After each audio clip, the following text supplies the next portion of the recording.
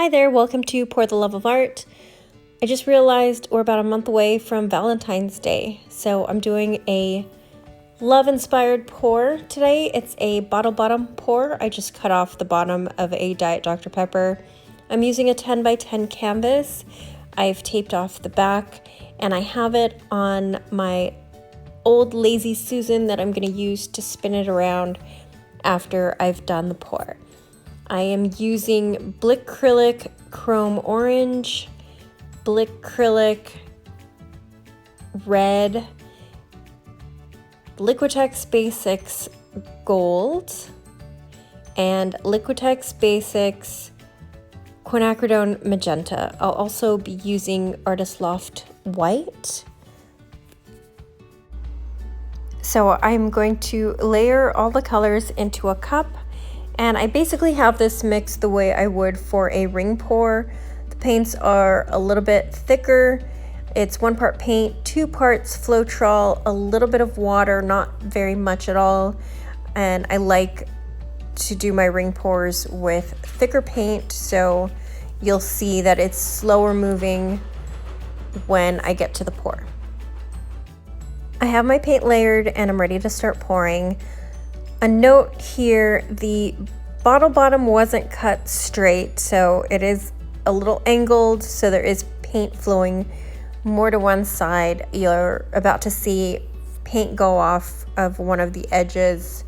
It's okay because I had a backup plan for the extra paint, so it is not going to go to waste.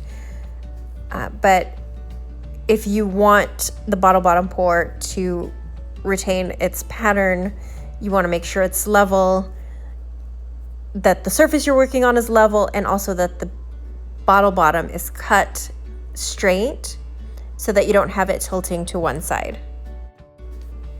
You also want to be patient and pour slow, which in the beginning I was pouring fast. I told myself to slow down, and then at the end of the pour, you'll see I get carried away again, and I pretty much just turn the cup over and let it all flow out quickly.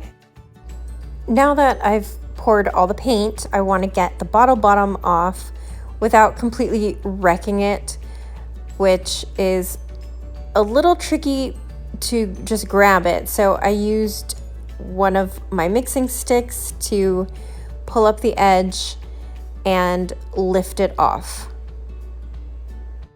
Now comes the extra fun part, which is spinning it on the Lazy Susan so that the paint spreads out and covers the canvas. You can see I've already lost some of the paint onto the Lazy Susan. It's okay, I'm probably gonna paint the Lazy Susan later anyway. And I had more than enough to cover the canvas and still work on another project with the leftover paint, so I'm not worried about that. I start spinning to get it moving. I don't have the traditional bottle bottom pour design because it had gone off in one direction because I didn't have the bottle bottom cut straight, but I'm still loving the pattern that's coming up right here. I do have to move it around a little bit, help it get to the other side of the canvas. But I continue to spin it, and you'll see it created a beautiful, beautiful pattern. It takes several more spins of the Lazy Susan to get the entire canvas covered, so I'm speeding up this next section.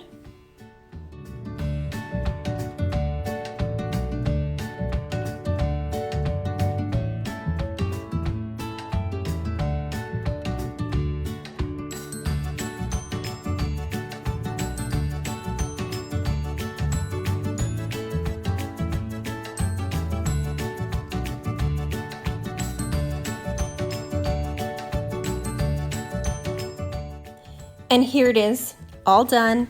I'm just touching up the edges to make sure they're all covered in paint, and I love the way this turned out, and I'm gonna show you guys a close-up. And here it is close-up. I love the color combination, the way the colors all work together, and I'm really happy with the way this turned out. And so I'm kind of glad that I didn't cut the bottom straight and that I was impatient with my pouring because I love the way this turned out. I'd love to hear what you think of this painting and how it turned out. Please comment below and let me know. I do appreciate you watching. Please like and subscribe, and I will see you in the next one.